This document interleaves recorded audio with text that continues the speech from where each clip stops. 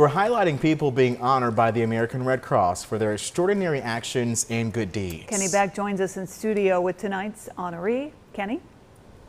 Lindsay and Devontae, chances are you've seen a car stopped on the side of the highway not long ago, and chances are you just kept on driving. Last year at High Point, a driver from Clemens decided to stop when he saw something that just didn't look right, and it's an awfully good thing that Shane McCrae did. Shane McCrae was just doing his job, delivering pharmaceuticals the night of September 23, 2023.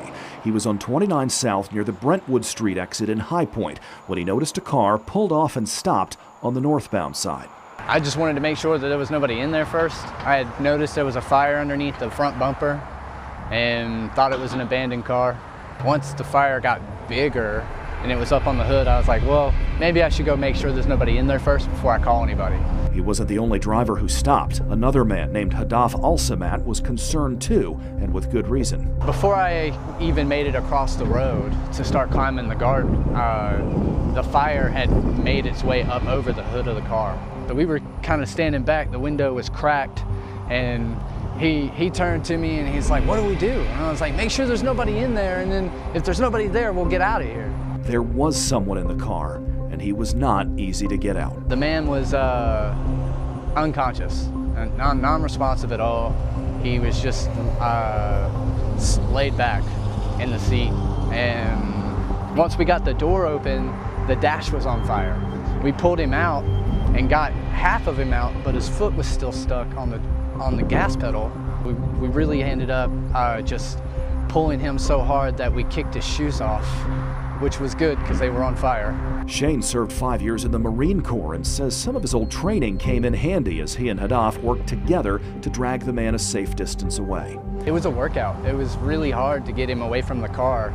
And as we're pulling him from the car, things are popping and blowing out. So the front tires went first, and then the windows started to shatter.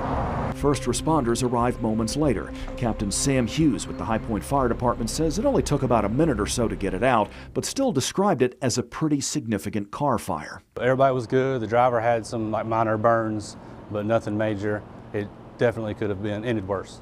Earlier in the year, the High Point Police Department honored Shane and Hadaf with a civilian commendation. The HPPD also nominated them for the Salute to Heroes Award.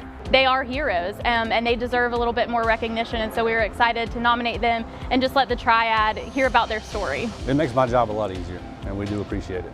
I was this close to not stopping, but I'm glad I did. He needed help. Honestly, that was the only thing that went through my head, because we were really worried about the car blowing up. There's a lot of bad news out here, and nobody gets to hear the good stories. All of the good stories just kind of get overlooked. So, you know, it's like, well, let's put some good news out there. Why not? And I don't think I should receive anything for it. You know, I would just want someone to do the same thing for me. Shane says he never met the man that he and Hadaf helped that night, but he did speak with the man's wife. She told him he was doing much better and was very thankful. A reminder, the Salute to Heroes Award ceremony is now less than a week away, Thursday the 26th at the Blue Heron event venue in High Point. Tickets are still available.